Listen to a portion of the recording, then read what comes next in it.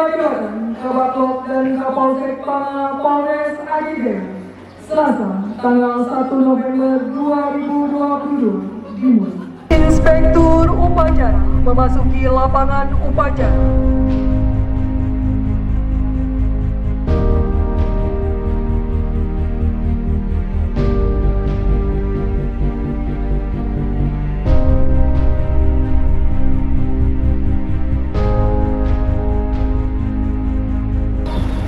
Terima jabatan, siap!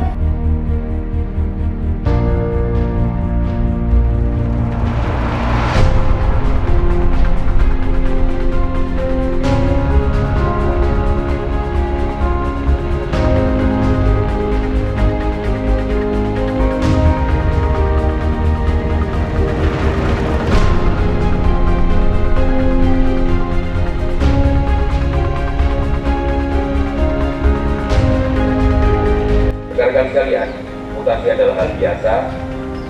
Itu sudah suatu kebutuhan untuk kita.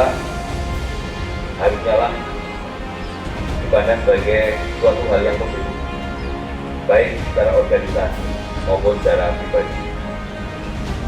Dimanapun kita ditugaskan, jabatan apapun yang kita buat, tugas Polri tetap sama, itu memelihara Kamtibmas dan penegakan hukum, pelindung, pengayom, dan pelayan masyarakat.